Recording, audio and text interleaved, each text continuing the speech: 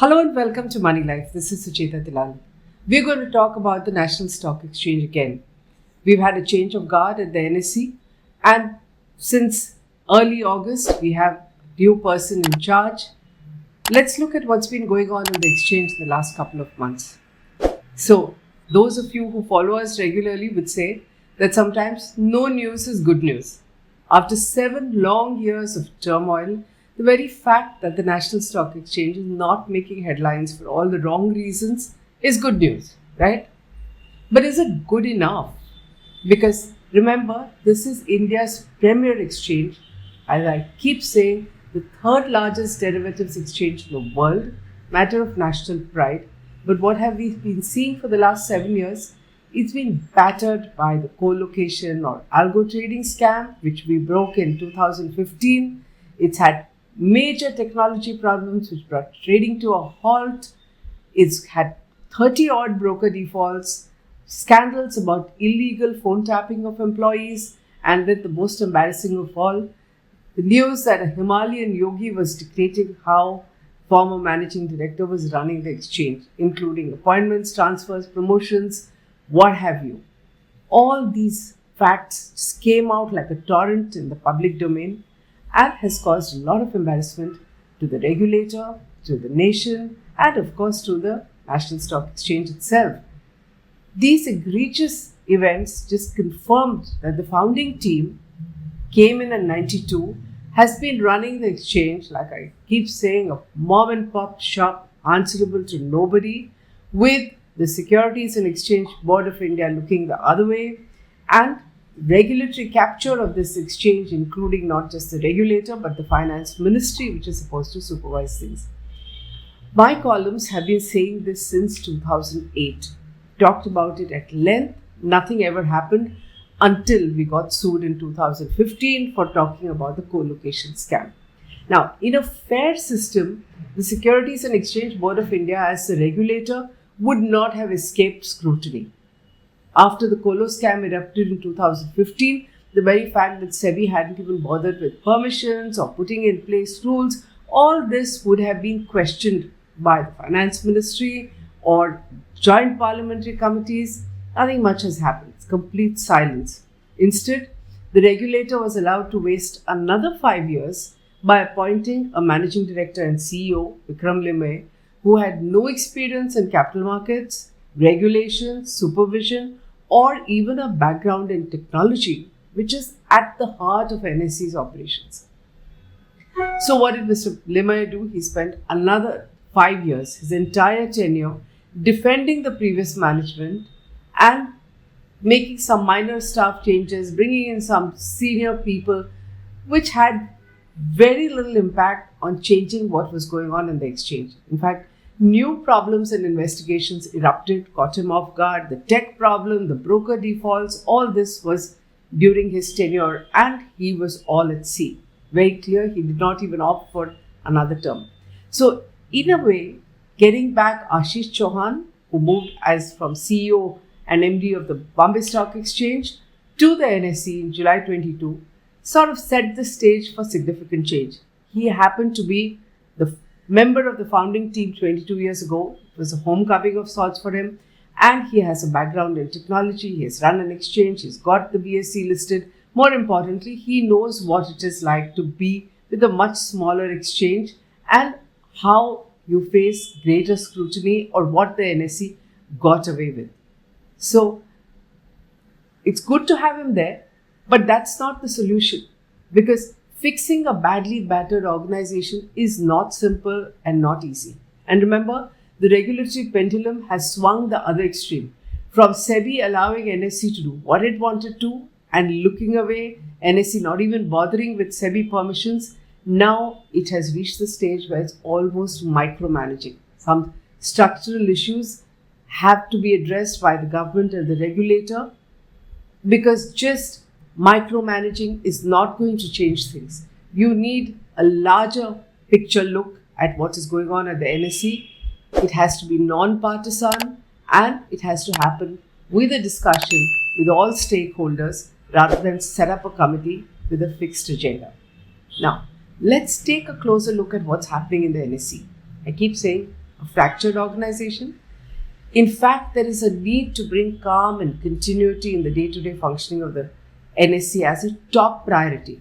Remember, all the ongoing investigations and show cause notices, we may look at it with a lot of glee, but the people who are facing it, it's a harrowing time for them, being repeatedly summoned by the market regulator, having raids on the exchange, being interrogated by the Enforcement Directorate, the Central Bureau of Investigation. All this has taken a huge toll on employee morale. In fact, two top executives suffered a cerebral stroke, one of them on the day that the CBI was raiding the exchange. One of the two has even succumbed to it.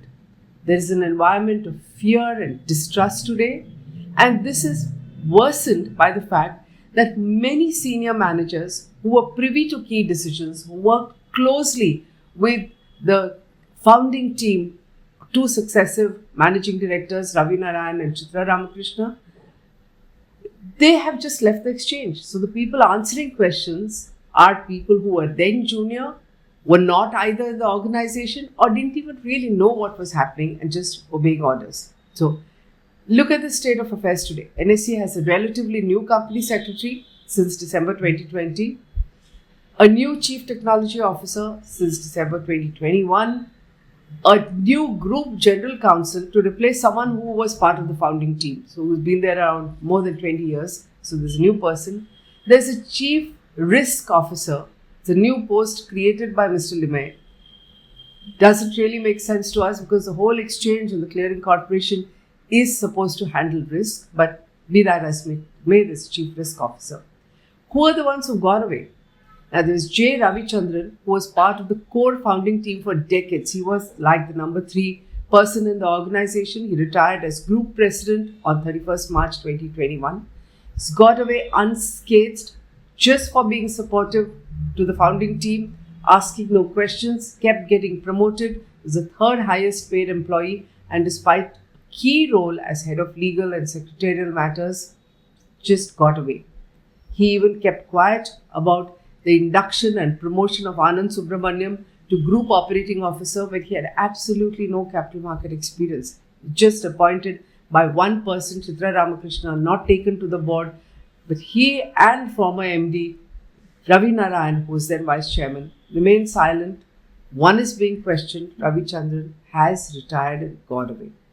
Now, we've written about this. Anyone who wants details, please look up Moneylife. We have the articles there. Another important key person who was actually running the exchange in terms of day-to-day operational powers also has retired recently. He's Ravi Varanasi. He's the person who got the transcripts when phones of employees were tapped. He's the one who sent out congratulatory messages to brokers when they recorded high trading turnover without investigating their business model. He's out too. Buck for a lot of things stopped with him. Then they had gotten a new HR person, a group human resources chief, who also suddenly vanished. In fact, almost co-terminus with Mr. Limay's tenure. Nobody knows why he suddenly exited in less than 5 years. Among others, 3 senior officials have been, as someone told me, benched. They include Suprabhat Lala, who has had adjudication orders and rulings against him, and 2 others. And they've been sidelined, finally I say, because during Mr. Limay's tenure, apparently SEBI has repeatedly written to the exchange to act against these officials after adjudication orders and things. But the exchange took a legal opinion and actually told SEBI, we will not act against them because they have appealed SEBI orders and have a stay from the Securities Appellate Tribunal. It tells you how, even when SEBI is supposed to micromanage, what kind of writ runs over the exchange. All this during Mr. Limay's 5-year tenure. This stand has now been modified, so like I said, they have been benched or sidelined. Consequently, those who are having to answer questions and who are in charge of operations know very little about the controversial decisions of the past. It was possibly about their pay grade and they obeyed orders. What is worse today is nobody wants to take decisions. Why would you? It's going to be questioned. So almost all matters I hear are kicked upstairs for approval by a committee of the board. So this committee or these committees keep meeting every few days and are running the exchange. All this began during Mr. Lime's tenure. In fact, in response to those shady emails about the Himalayan yogi, which, even the investigative agencies want to claim is a mystery, though everyone is quite certain who it is. During that time, since there were these funny emails that were going back and forth, Mr. Lime decided that all the CEO, or rather MD, and some top official emails will be scrutinized by an audit committee and sent to SEBI. Frankly, quite ridiculous, because day-to-day emails cannot be bunched up and sent to the regulator. But I understand this is what is happening. On the other hand, even direct orders from SEBI go back to the committee to take a decision on whether or not to implement. Sometimes they go and get legal opinions on everything, even when SEBI has asked them to do something. This, if you ask me, is an extraordinary work atmosphere which cannot be routine in the biggest market infrastructure institution in India, a near monopoly. It is frankly outrageous. And remember, this is the first time you're hearing about it, because nobody is talking about what is going on inside the NSE. It remains like a black box. Whatever happens in the exchange doesn't come out. Now, let's look at governance issues. Okay? After decades of allowing the top brass to have a free run, you have SEBI's hawk-like scrutiny, which borders on micromanagement. I've said this. And yet, SEBI has not even begun to answer some key issues. Remember, 2015 is when the Colo scam happened. You finished one term of Mr. Vikram Lime. It's 7 years now. But what happens to listing of the NSE? No answers. What happens about ensuring fair and healthy competition among exchanges? You know now that NSE did all kinds of things to kill the competition. So what are you doing about a level playing field? No answer. Greater accountability to Parliament. Shouldn't somebody be asking for it? Apparently, Parliament also is not too concerned, except whenever the Committee on Finance meets. You need more transparency on the part of the regulator as well. Remember, SEBI was also caught napping, as well as these market infrastructure institutions. We have no answers. By 2010-11, we know that NSE had turned into such a monster institution that it did everything possible to destroy competition as long as it retained its monopoly. A public listing would have put the spotlight on NSE a lot more. The management did not want it because no one was questioning what they were doing. Why would they want transparency? So NSE opted for the backdoor route. It allowed its founding investors to get out and sell their shares. It allowed tens of thousands of new investors to come in, all by direct sales which were being done and marketed through brokers. The shareholder base increased exponentially. We know people in SEBI who hold a lot of shares of NSE. We know people in the finance ministry who hold shares, all of them waiting for the big payday when NSE was supposed to get listed at a big premium. SEBI has been very quietly looking the other way when several large brokers have been hard selling NSE shares, unlisted shares, on the promise that it's going to be listed shortly enough. So, what is going to happen to the listing? We have no answers. In fact, a very powerful lobby, powerful people who were very close to the NSE's previous management, or the cabal as we keep calling it, continue to lobby against listing. They are powerful. They keep speaking to people who matter. And if they could, they would still want the exchange to remain unlisted. Their argument is public utilities ought not to have a profit motive. Fine. This was an issue that was supposed to be discussed in 2010. But at that time, they set up the Bimal Jalan committee, which came up with very confused report. And the sole agenda at that time was that two exchanges were waiting to get listed, MCX and the BSE. And it was to stop them being listed, because if they had got listed, the pressure on NSE to get listed and stop being private would have been much higher. Why did it want to remain private? Well, you have the co-location, algo scam, you have the Himalayan guru. Now we know the 100 reasons why NSE wanted to remain a private mom and pop shop. And it had a lot of support both at SEBI and the finance ministry, right? So SEBI has been a mute spectator while the shares were being sold. it remains silent even today on what to do about listing. What I do know is that NSE's aggressive institutional investors who were pushing for listing at that time have gone completely silent, very inexplicable, and I don't think this new management either, even under Ashish Chauhan, is in a big hurry to get listed because a lot of structural issues have to be sorted out. Otherwise, why would someone want the spotlight on themselves? Now, if India's monopoly exchange chooses to remain unlisted, while its much smaller competitors are open to far more scrutiny, disclosures, governance rules because they're listed entities, how on earth is this a level playing field? Doesn't it mean no lessons have been learned? There is another interesting thing that's worth looking at.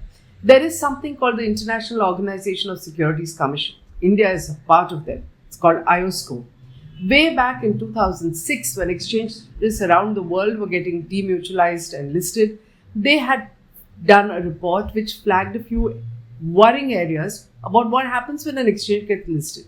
So one of their concerns was that when an exchange gets listed, it is only driven by the profit motive.